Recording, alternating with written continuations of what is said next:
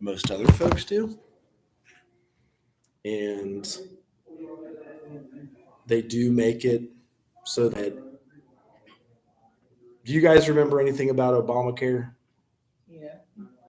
So social workers were big in lobbying to make sure everyone got insurance. I think it's still called the Affordable Care Act. So if you wanted to see a counselor, you can see a counselor. And that is still a possibility. Let me make sure this is still working. Okay. So today I had a sign-in sheet. Hello. And an example of a biopsychosocial. I just want you guys to have like a paper copy.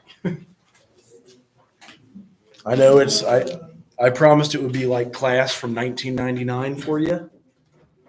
So it is just like class from 1999.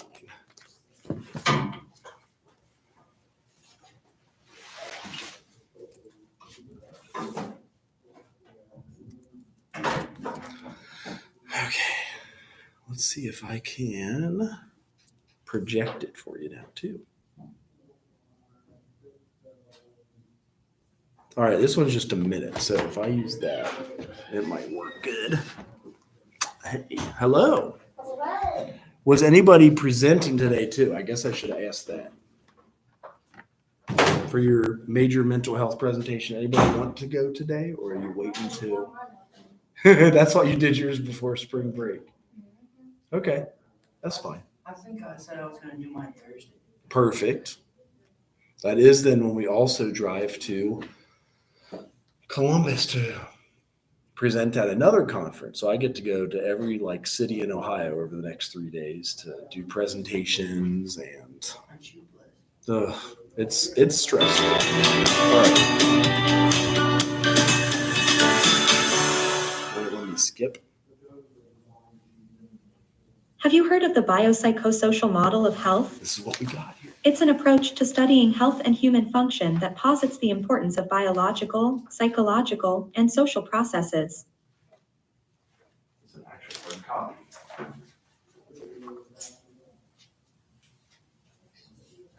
The biological processes refer to the physical aspects of health, such as genetics and physiology.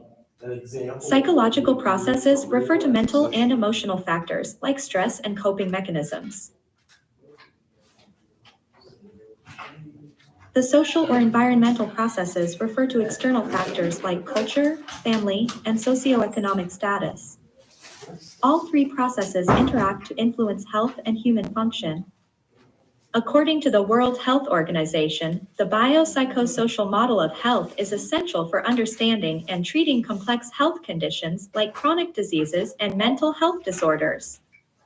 It's about treating the whole person, not just the symptoms. This is what you guys will be doing if you choose to do social work as a real social worker. It looks like a lot, but sometimes it makes it easier when you got the check boxes. I think these would feel like too much because these are the cases. So you got Sandra and Jenny, Aaron and Amber. So this is like you get the presenting situation, the current situation, background summary. So a person comes to you as a social worker. You don't have to fill this out, but I want you all to have hard copy examples. Do we have to get all those too? If you want them, this is exactly what you're doing in the field. So I know people don't like hard files anymore because it's just different, but this is the way that I was learning by fire in the field. You fill out one of those for every person that you saw. And then we do always focus on this now. What are your strengths? It's right at the bottom. Because in the past, like when you're doing diagnosis and things of that, they didn't ask strengths as much. You would just be like, what the F is wrong with you? And like when somebody comes at you like that, that's not as reassuring as like, well, what do you do good? Like what can you do? What have you learned? What are your assets in the community? kind of when we did our own genogram, we got to see what bad genetics we inherited, like alcoholism or addiction in the family, maybe adverse childhood experiences. And then with the eco map, that can be a list of assets that you have in your community, maybe a food pantry, maybe a job center, things of that nature. So I'll give you each like one client. I guess I'll give you both. And we'll work through these. Okay. I prefer Aaron and Amber, and we got Sandra and Jenny. So here is Sarah and Jenny. And then you got, I guess I should make sure to keep one in case I'm making copies again, huh? Aaron and Amber. Did you guys at least get to do anything fun on your spring break?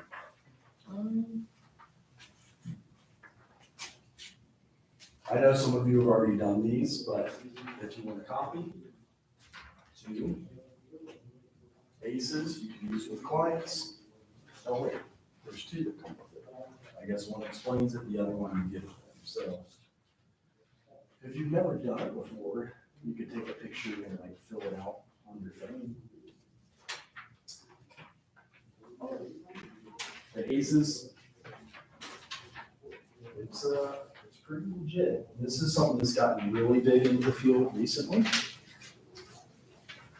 So now I've got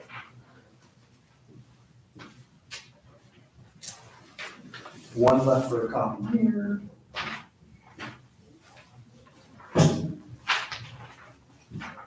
So if you ever do an assessment, I still do mine by hand. So I had 2 last night, and I still filled out, kind of the biopsychosocial. No. Oh, here they are. Never mind. Okay. So we'll start with that because I know everybody has one of those. So last night I had a kid come in. He got in a fight at school. He was born in Tunisia. He lives in like Kettering. So if anybody knows either one of those cities or countries, I'm imagining Kettering is 90% like German, Irish, white, something else, I'm guessing. And then I actually did initially think they had kind of an accent. I'm like, Delhi, India. And I was totally off. You know what I mean? So like you come in with whatever your previous past is knowledge. And I'm like, they're totally from India. Well, they weren't. And I was wrong. Not the end of the world. But they had the experience where he was bullied enough at school. He actually finally fought back. And then he choked the kid. He got charges from the parent of the kid he choked. And I think the kid fell over, and his dad at least was, cognizant enough to be like, yeah, we should probably learn how to handle things nonviolently. But he got a felony and a misdemeanor. So apparently choking became a felony last year in the state of Ohio. I didn't know that. I don't know why that happened. I guess there was an incident that changed it. But we have this on our assessment too. So what are your hobbies, recreation, leisure time, current symptomology? He was on probation. So when I wrote it up, I did put down his probation officer. I gave him my card because I hate when the POs are like, here's my card, make them send it. So I kind of give it back to the PO. I'm like, here's my card. You guys ask me what you want and I'll send it back. Because the POs are usually like, I'm too busy. So I'm doing the same thing. I'm like, I'm too busy, but if you want it, you email me. So I gave him my card. This would be almost like your treatment plan. So the last thing, it's like, what areas do you want to work on? Has anybody ever seen a counselor in this room before? Do they ever make a treatment plan with you? Yeah, where I work, we do them like yesterday. I work in a rehab facility, And we had a client come in yesterday, we do something just like this, like we're, Okay. like, what do you use, why do you use it, Mhm. things you're good at, what it is. What do you use on this one? That's it. Substance use history. Oh, abuse and eating disorder history, actually. Okay. So you do have that. They do alcohol, marijuana, crack. I think the age of normal use is in alcohol, probably even teens, marijuana, high school, and then especially at a drug and alcohol rehab. But some of them are like 6th grade, 7th grade, like young. This one even has, well, yeah, if they had prescription medications or if they abused them. Stressful life events history. So we definitely ask that because that goes into adverse childhood experiences or with an adult if like you had a death in the family, even a suicide, feeling upset when something reminded you of the past stressful event. Do you experience having physical reactions like heart pounding, breathing, sweating? Do you frequently avoid anything? Then you do your mental health history. Often I'll ask both theirs and just like on your genogram, you guys have 3 generations, like mom or dad, ever a history of that? Grandma, grandpa, ever a history of depression, alcoholism, addiction, ADHD? So you fill those in, and then you get into the treatment goals. We always ask if they have a previous diagnosis. So like if they've seen another counselor or social worker and they got diagnosed. Do any of you want a copy of the DSM-5? I have a digital copy, the DSM-5 TR. That I could send to you all. Have I sent it to you all yet? I thought it was attached to our presentation. Ah, you're right. Okay. So you could download it from there. Let me make sure too. So D2L. Did I give you the most recent one? Because there is the DSM-5 and then the DSM-5 text revision. So it would be right here. Oh, this is from last semester. Hello, how are you? Did the sign-in sheet make it anywhere? I know I didn't label anything on it, but I think it's on the back table there under her stack. We're going over. It's just a blank sheet for y'all. And then here's a biopsychosocial. So like if you guys go in, really not just with your license anymore. So if you work with addictions, you can be do they have a term like rising junior or rising? What does that mean? I should know this. Rising, like that means you're done. In May, you'll have 60 hours and you're a rising junior. Is that the right terminology? So long as you have 60 hours of your 120 completed, you can work at a drug and alcohol place. And that's something that we've kept track of.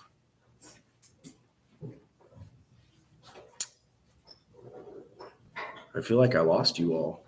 There you are. Okay. So in your assignments, I'm hoping I gave you the most recent copy, but it's possible that I did not. So like, let's see here.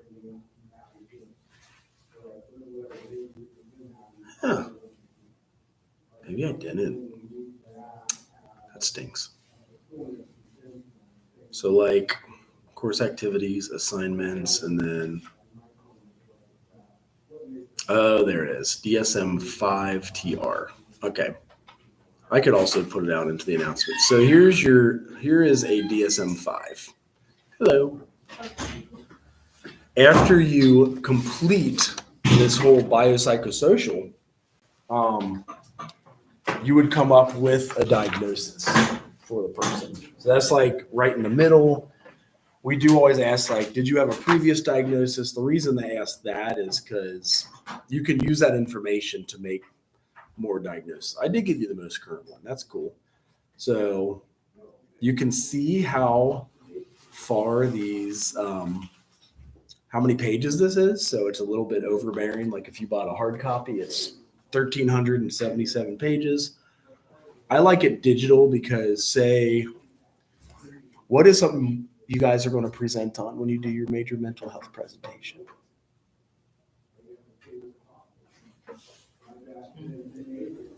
Borderline? Personality?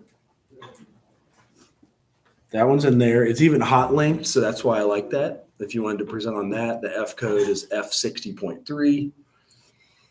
To be diagnosed, it's usually, here's your diagnostic criteria. You could click right on it. So like frantic efforts to avoid real or imagined abandonment don't include suicidal or self-mutilating behavior.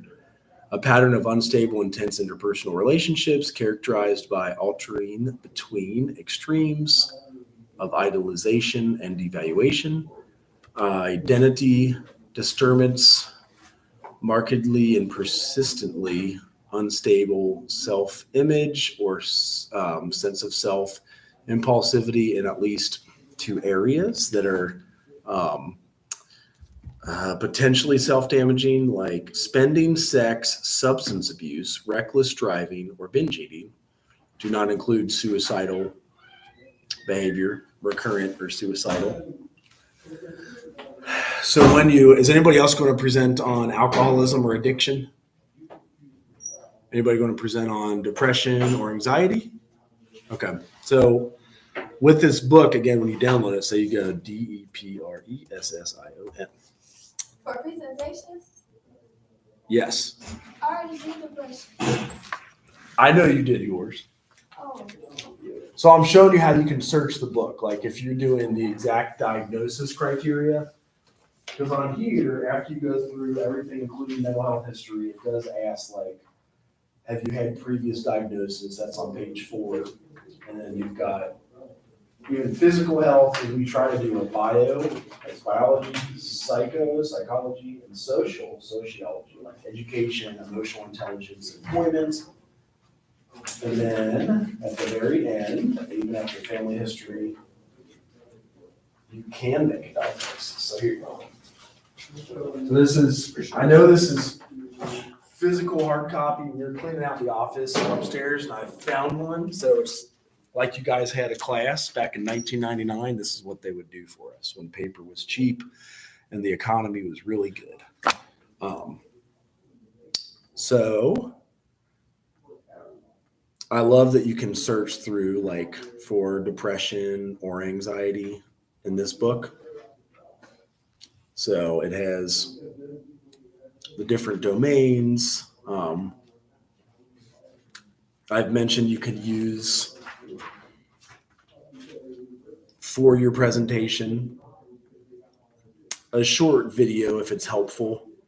But you see depression's named 310 times in here. Anxiety. Maybe we need a really obscure diagnosis they don't talk about a lot. Oh, it does. Okay. It does go right to the exact matches.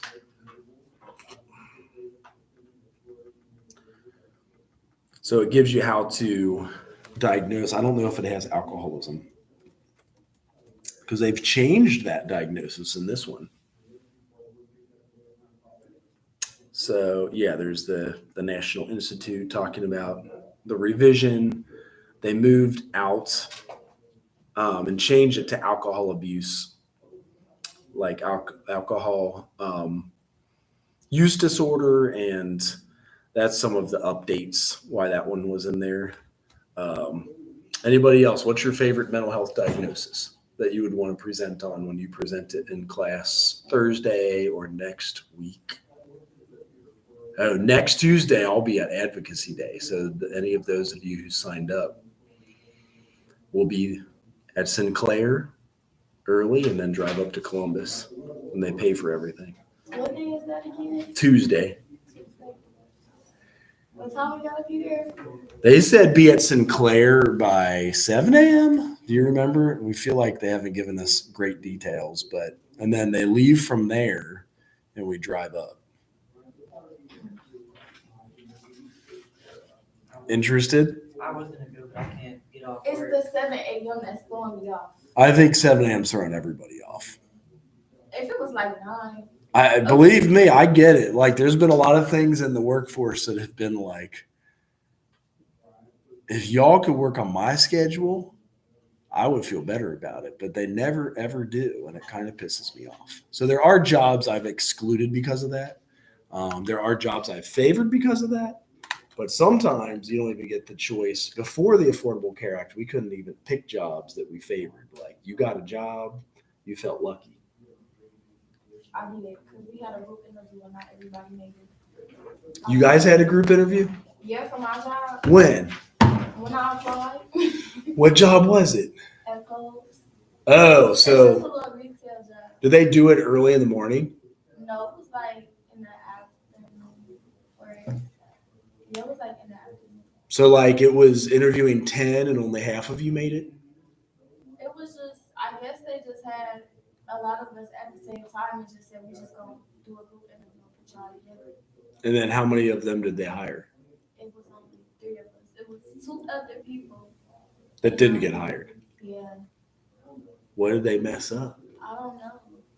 You know, see, that's the hard part. It's nice when they get feedback. But yeah, I've worked, gosh, what is the worst? Well, hospice, sitting overnight. I was going to talk to you all about hospice because we have a presentation on Friday about it. That's been a tough one. During the pandemic, I would sit from 8 p.m. to 8 a.m. and then try to like sleep from 9 to 12 and then go about my day normal after 12 whenever I sat. That was rough. That beat up my my psyche. I don't think they give you guys these anymore. So like when I got a license, they actually mailed me this, but I think now they email you guys that. So you can print out pretty whatever you would like. But I wonder, okay, so we're also presenting a poster that day from the Ohio Aging Conference. So we're going up for that. Oh, there it is. Okay.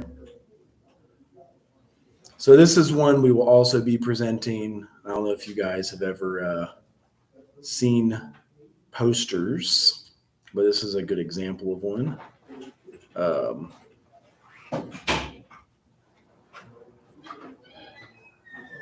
So we actually applied to do 3 presentations and expecting one would get rejected like this one, but it didn't. One would be accepted like this one, but they all got accepted. So we have 3 posters and presentations Friday. Here's the biopsychosocial. I think the sign-in sheet's making its way. I know you guys got more distractions than the Cartoon Network, but that's the hard part about life and work and jobs. How was basketball over spring break? I don't like, the only thing about it, I don't like it because the school, I'll be having to get called back up. Then D2L was down, I guess. Right. I remember it being down. Yep. So, yeah, I don't. It was cool though. Okay. The experience was cool. That's good. I don't like the school part, though. So there's everybody logged in on there. All right. So yeah, when you get through these, usually assessments are 8 or 9 pages. So if you're a social worker somewhere, you got your license, you're going to fill out, they would always tell me fill out every single column. I would always want to try to find stuff to skip. But what do you guys see in here that would be hard for you to do? In the packet, Yep, the biopsychosocial. You can even take a picture, send it to your friend that you're texting. So take a picture, say this is the BS we're working on in class. And I already posted it on my school. see, I told you. So text it to your friend. Say this is what we're working on in class. They'll be like, oh man, you guys got some dumb stuff in social work class. But this is what we do. This is, like you assess and diagnose somebody, see what's going on, ask every question under the sun. What question would you be hard up to ask somebody who's struggling when you're like the social worker and you're going through this? You got to ask all these questions. Yeah. The thing that I struggle with most in my job, like with the people I work with, is I work with like middle-aged men in rehab, Yeah. and a lot of them like have no understanding of emotional intelligence. Okay. Like you ask them about a coping skill, like, hey, what do you do to, I smoke meth, word. But Right. they don't understand any of that stuff, and that's the hardest thing to Right. get across. Like that has been their coping, what they learned at a young age. Right. And they're not like going to the arcade or going out hunting or foraging, dumpster diving. You know, you try to think of shit that's free. Because a lot of hobbies do cost a lot of money. So it's not like you can say, have you ever thought of this hobby? Like skiing somewhere. It's not like you're not going to have $150 out of the pocket to go ski. So dumpster diving is fun. I found that out as a social worker, and that wasn't one of my hobbies growing up. Foraging. Like, anybody ever eaten morel mushrooms before? They are so tasty. They grow around here. They only grow in April. Morel mushroom. They don't make you hallucinate. There they are. They look creepy too, don't they? Look at that. And it's funny because I'm a vegetarian, but these you'll see them pop up in like Houston Woods or really anywhere. What's And that thing called when people scare the whole? oh, is that a diagnosis? It's some type of phobia. I think I've heard that. I think it's- But these things are amazing. There's something else local. So pawpaw. That is, yeah. You just eat it like that? I fried it up with grease. This is another fruit. I've heard of that. The pawpaw we grow here locally. It's a cross between a banana and like a papaya almost. And they grow. Yeah, they look like this really. They are very local to this area. They have a pawpaw festival like somewhere within the like 20-mile radius of here. And the reason they don't sell these in the store is because they last like 3 days. You couldn't pick all these, get them to Kroger, sell them. As though they get ripe and then they go bad, or like the animals eat them. So yeah, like this could be a hobby. They could have, gosh, what are the other free hobbies? Anybody else have a hobby here that's like cheap or free? Yeah, like getting outdoors. It could be harder if you are in a place where there are no places to hike, but ideally there are like even like urban gardens and spaces to grow things. There was one when I was doing more inner city gardening. I think it was called Farming in the Hood. And it was a video. Let me see if I still can show it to you guys, because this is one intervention we've used with kids locally. It'll probably pop up here. Phase 1. 3 years ago, we asked the question, can it be done? We posted a video with no plan, no money, just the seed in our pockets and a deep, burning vision. Can a band of pioneers move into the inner city, into one of the most blighted and crime-ridden zip codes in the U.S. and build a sustainable, thriving community from the inside out? Can we grow all of our own food? Can we grow 2,000 pounds of fish in the area the size of a living room? Can we generate? Has anybody ever heard of aquaponics? That's another big thing where they're talking about like you have fish that grow with the plants. The fish poop fertilizes the plants, makes them grow bigger, and then the fish eat like the bad algae off the bottom of the plants. But it's creating like a sustainable ecosystem where several clients can be served, because here, this is Kansas City. It's very similar to like the inner city of Cincinnati. I'm not as familiar with Dayton. And this was an intervention these guys used and they still continue to use. Create all of our own energy? Can we create jobs from within the community? Can we make a difference in the next generation? Can we work together to see hope emerge from the urban rubble and hopelessness? Can it be done from the inside out? Can it be done by the outcast, the drug addict, Can it be done with those on parole? Can it be done by the children? So much has happened since then. Welcome to the concrete jungle. Inner city, Kansas City. Lycan's neighborhood. Ground zero. A place we call home. A place where hope thrives amidst hopelessness. Where 1 in 11 people will become victim of a violent crime. Where every block has at least one house full of bullet holes. We're looking around and we look down and we find a bullet that has the riflings and the dust, the glass dust from the solar panel. A place where arson has burned down hundreds of homes, including 3 houses at the same time on our block one day this spring. Fire number 1. Fire number 2 on the other side over there. A place where more than 50% of kids don't graduate in the first 4 years. A place where kids roam the streets at midnight and metal scrappers roll down the street with the neighbors' air conditioners in their shopping carts. A place where men beat each other over who gets first run to the garbage dumpster. Where homes are purchased for $1 because people are too afraid to buy. A forgotten land, too far gone for community development firms and politicians to get behind. Yet a land full of hope for those who have eyes to see it. I've seen a number of guys that have come into contact with UFG that have turned their life around.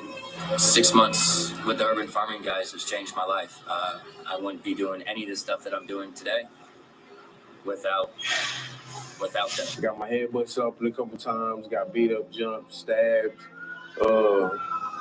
various things. I came here pretty messed up in the head and with nothing. And by the time I left, I now have my own house, a good vacuum system for staying clean. Like, I remember getting high and praying to God to get me up off of this stuff because it's destroying my life. I remember crying out to him and crying out. And then at the same time, I had to make a decision. I ended up here because I was running around the city being stupid and ended up getting booted out my aunt's house and started living on the street.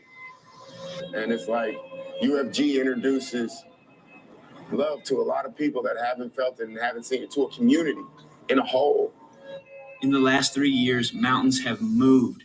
We have seen urban lots transformed into beautiful community gardens. Over 20 lots so far. And in the last year, we just purchased 18 more. Vacant lots that were completely destroyed are now becoming thriving centers of community and growth. Community coming together. Hope beginning to rise. Next, we're creating our own energy. Last month, the electricity bill for our base was $3. Then, we attached gutters to the solar panels and built a massive rain catchment system to harvest over 45,000 gallons of clean rainwater each year to irrigate the community gardens. Our internship is rapidly expanding, and just as we were running out of space, 2 months ago, someone offered to sell us the house across the street for $1.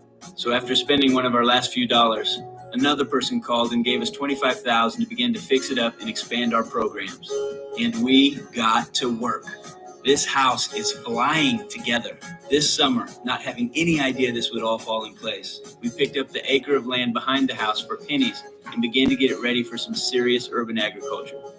We're gearing up to install this 150-foot-long greenhouse we just found for 10% of its value. We believe that a sustainable community needs to have its own thriving economy, and this is what we're doing about it. We're raising up future growers through our apprenticeship program.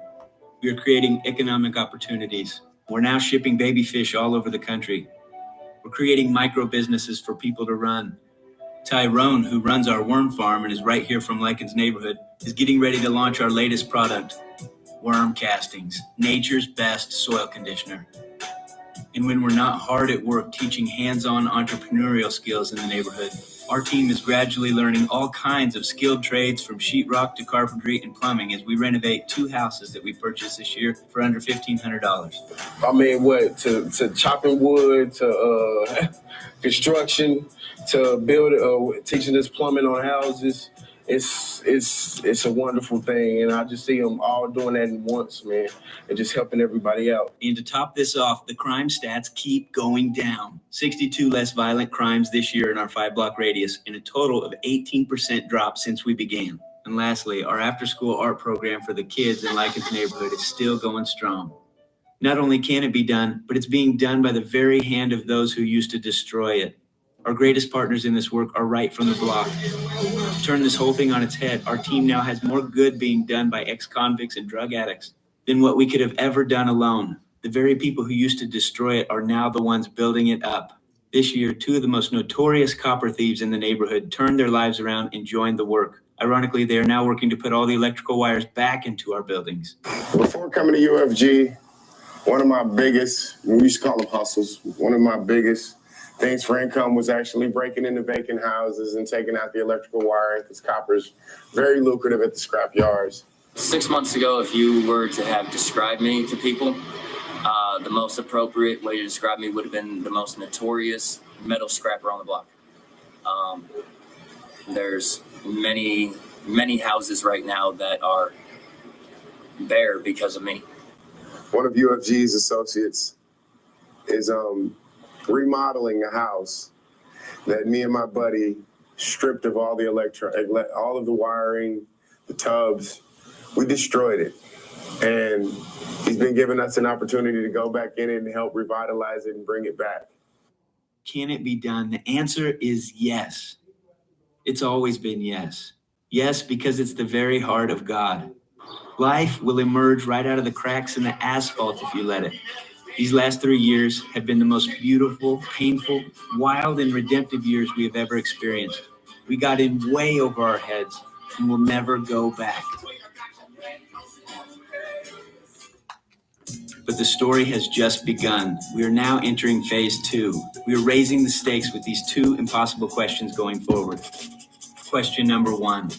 Can we empower others to grow $1 million in annual produce in Lycans and the surrounding 4 neighborhoods by 2020 and begin to build neighborhood economy and healthy food access? And question number 2, can we change the trajectory of at least 200 youth from Lycans neighborhood? We believe a sustainable community has the power to grab a hold of the imagination of the next generation and propel them forward into their destiny. Check this out. This spring, we made a ridiculous offer on a warehouse down the street for less than $30,000, and we got it. We own this 20,000 square foot building debt-free, and we're going to build a dream. This summer, 20 architects in Kansas City came together pro bono to help us design this dream. A dream for the next generation. Create Space. Create Space is a place that brings the community together to learn, to make, to grow.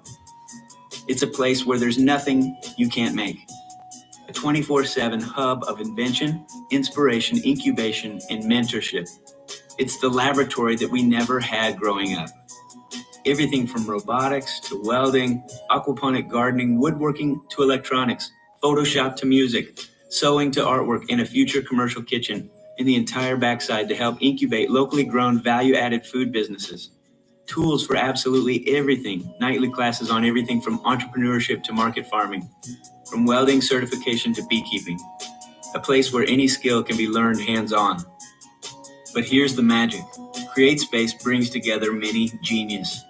Makerspaces all over the world are drawing talent and skills out of the woodwork. Many geniuses whom given the tools, the sky is the limit. There are hundreds of people in your city who don't have $500,000 to spend on tools, but they'd gladly spend $50 a month to be a part of a makerspace that does. A financially self-sustaining makerspace buzzing with multiple disciplines. Bam! We have just multiplied our mentorship pool for the youth of Lycans neighborhood. We scholarship 200 kids from Lycans and expand our programs, and I promise you there will be kids coming out of Lycans with super skills and mentors they desperately need. This is what we're already doing on a small scale. We're just about to blow it out of the water. Right now, we're asking for your help to get... All right, so this an example of a community that, like, when they would have done biopsychosocial, maybe it didn't have as many assets in the community. And these folks took initiative to kind of do urban farming, where you can do roof space farming, you can use vacant lots. Detroit's a big city that's done that. Who in here is from Detroit? I know somebody said, or lives in Michigan, drives by Detroit. They have tons of urban farms up in Detroit. We did one in Cincinnati. There was a lot of grants available for that. with Finley Market, we got one with the Burundian refugees in 2012 to serve them post-Civil War. We also got a $500,000 grant with Dr. Hunt across the street. Any questions so far? Anybody not want to be a social worker anymore after you see how long this 8-page assessment is? It's okay if you don't. I didn't want to, I'll tell you that much. I didn't want to get my license, but then when I found out you make double the money, I got my license.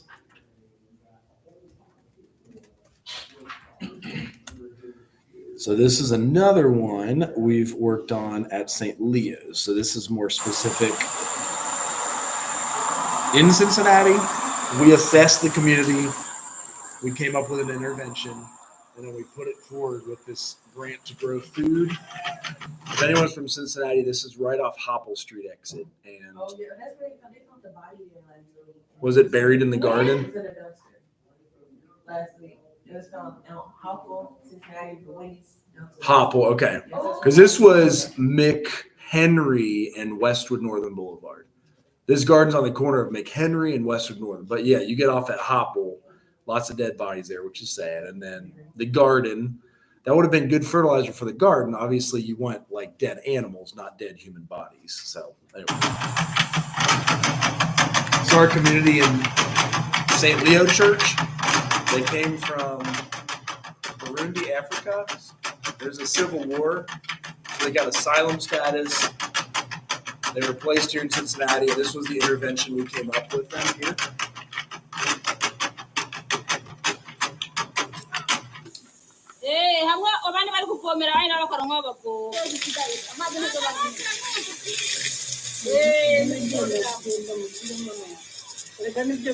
They speak Kirundi, so it's close to Swahili, but it's not the exact same. So we had to get lots of translators to do the work.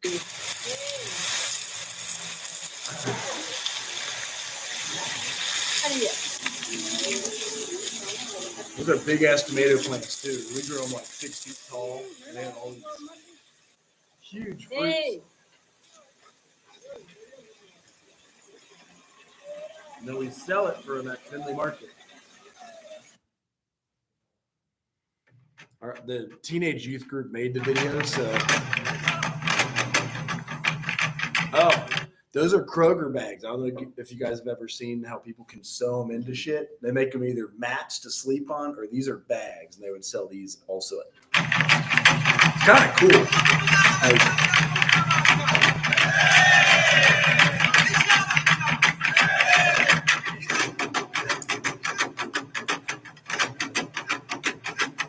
This is like McHenry and Moosewood and Millvale.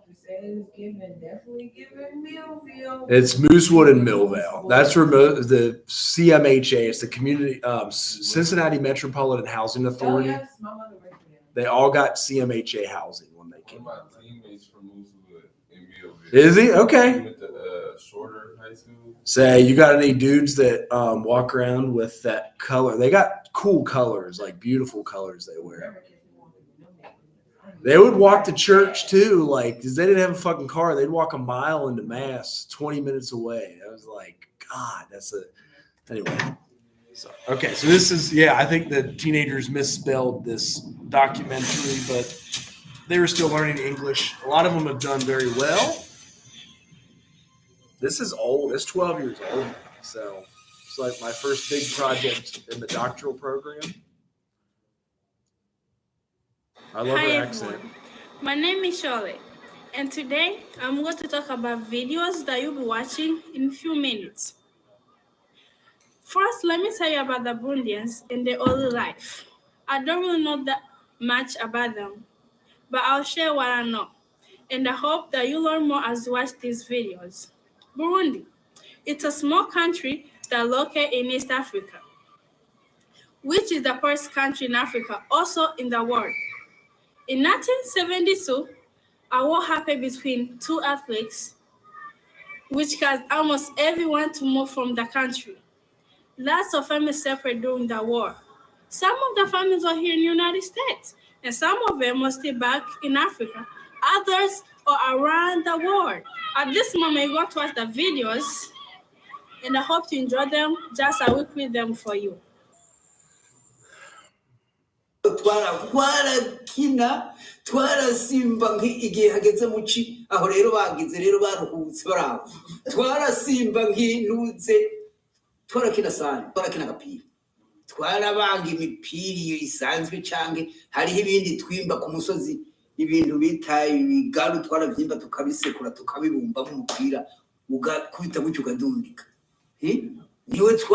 nivyo twagira nivyo twakina imipira hari ibindi biti bita iminyango nivyo twarabizingazinga tukabivanga mu mipira aho nivyo twatera twagiza gukina nivyo twakina nayo imipira nk'iyindi yari isanzwe arakinira mu ibarabara aho mwagize ngo mu giharuharo igihe cyo muci cyane cyane ivumbi rigatumuka abana twakunda akantu k'akavumbi nk'ugasanga ni byiza kabisa muri 67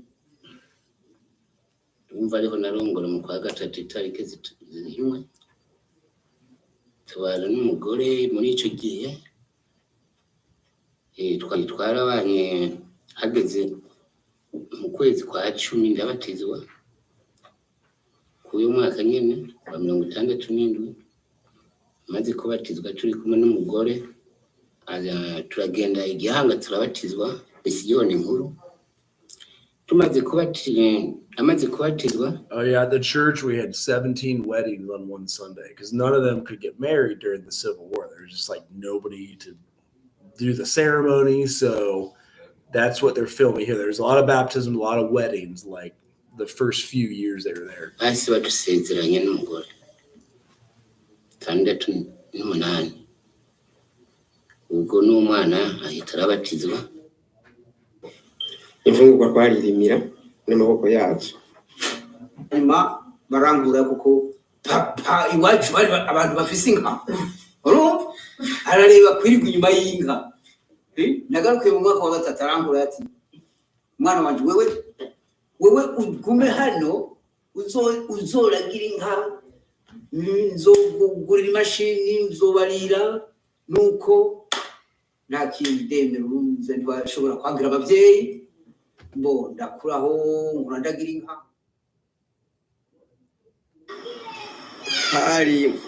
hari mu kwezi kwa 4. So this Civil War has gone on and off for like 40 and 50 years, and he's sharing his experience about it, and one of the women does too. Hari ku munsi wa gatandatu mu ntara ya Rumonge yatanguye saa 6 y'izuba muri province Bujumbura itangura isaha 4 z'ijoro kandi abayitanguye nabari ku butegetsi ubwo bwoko bwari buhari ariko muri ico gihe bwaradutse ivyo byazanywe n'umuperezida yari ahari yitwa Micombe. Abasoda batangura kwihereza ibisagara barondera gatumba bakarondera iki akantu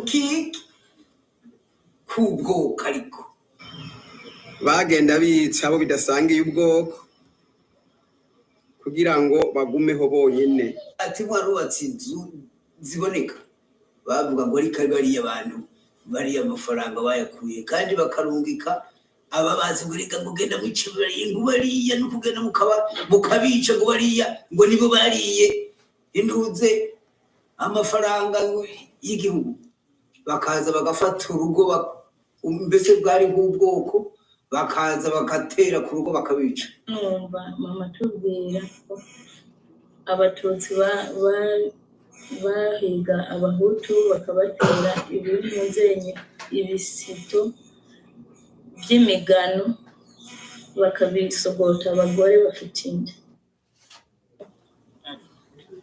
Hello again. You just watched a short video of the Burundian community. As you saw, the war was a tragedy for the Burundian. The effects of the war still continue to this very day, as Burundi have the second highest number of refugees in the world. But there's more to the Burundian story besides the war. We try to show you that in the first part of the video.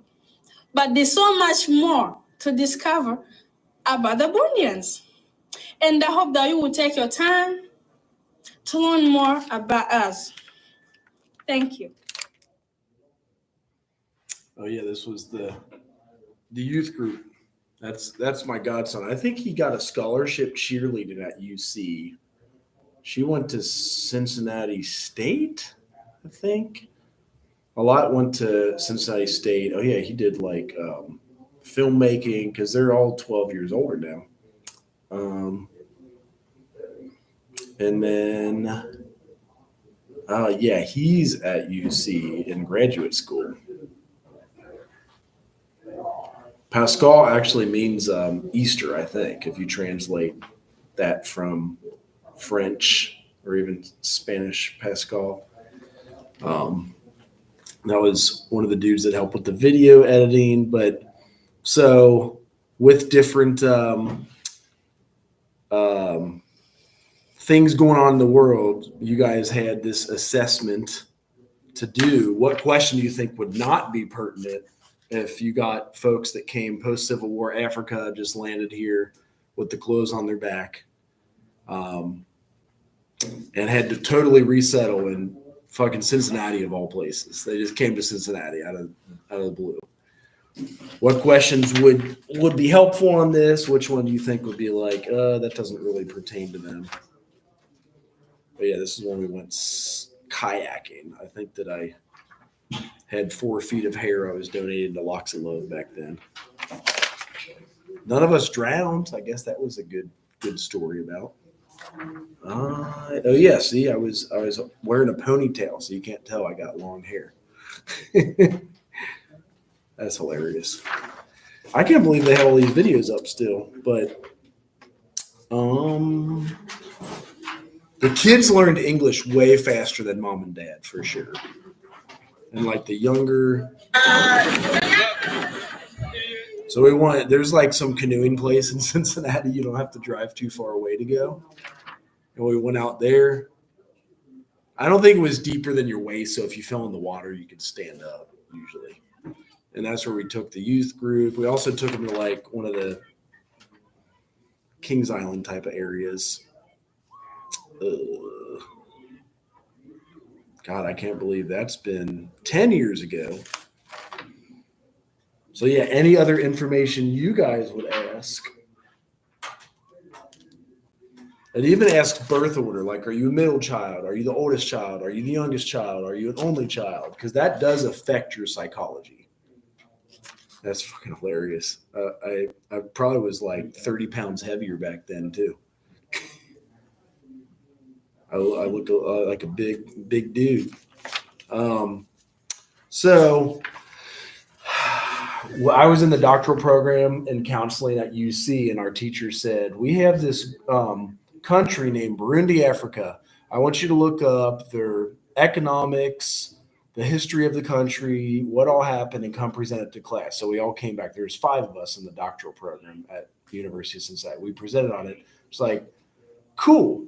Thank you for presenting like their post-Civil War. There's a lot of refugees. She said, now there's 300 that just moved into Moosewood and Millvale in Cincinnati, a mile away down the hill. Go assess the community and make an intervention for the community. So the 5 of us went down. We all had either masters of counseling, masters of social work, or whatever, assessed, and came up with a few interventions. The biggest was teaching English. Like you got to do ESL.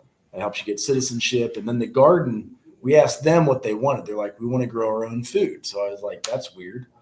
But I looked it up. There's this thing called the American Horticulture Therapy Association. It helped with PTSD and makes you feel safe being able to grow your food from your homeland here in the U.S. So we finished our semester. What do you guys usually do when you finish your semester and leave school? Get the fuck out. And we said, here, St. Leo's, here's what we tell you to do with your community. And we like gave it to them and left because the semester was over. I was like, peace. And then I felt bad as I was the only Catholic of the group. But I knew this was a Catholic church. I'm like, you know what? I could go work with them. There's a lot of, this is what I ended up writing my dissertation on. So 155 pages on refugee resettlement. horticulture therapy, the parish nurses, our food pantry. We have tried to emulate that idea also at Lighthouse Youth Services. Any school I've taught at, I've tried to do the food pantry thing too. We've done the horticulture therapy across the street with Dr. Hunt. But just building and bringing assets to the community is like so key, because if you don't have shit like this, you're going to smoke meth, right? Like if you don't have fun shit to do, you're going to smoke meth, you're going to smoke crack, or smoke lots of weed at least, with a little fentanyl sprinkled on top, because you got to have shit to do. You know what I mean? If you you're like, no, you don't.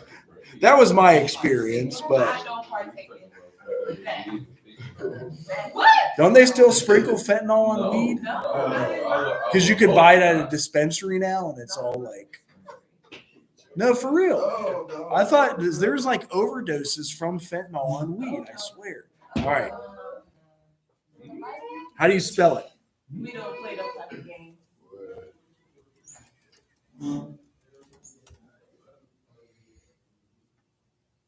There's so many. They made a whole documentary about it. That was one. I'll do the short one first, just because. Oh, Love Penn at first Station. sight is real. I bet that And shit so costs is love at first $50 night. now. The South Dakota DCI is issuing a public safety statement following an investigation Watch out into on your marijuana weed. possession laced with fentanyl, possibly. The Get it Attorney out of the General's office dispensary. says the drugs were found in eastern South Dakota. On Thursday, a man reported overdose symptoms after smoking marijuana, and authorities say the marijuana had a blue and white tint to it and a chemical taste. The man later tested positive for opioids at an emergency room, and further testing will be done to determine if fentanyl also was included. That's not the only case. You see how many fucking stories there are. So, anyway, and then that documentary, I didn't know they had that. I kind of want to watch this. I know we don't have time, but you know. Zeeler Lawn Care is a team of professionals. Any questions at this point? Anybody still interested in Advocacy Day? They might still let you sign up, but just pop your information in. I'll be there. I'll have a hard time getting there at 7 a.m. I hope she sends like a follow-up email, or maybe we have to contact her because it might only be a few of us going. It's a start.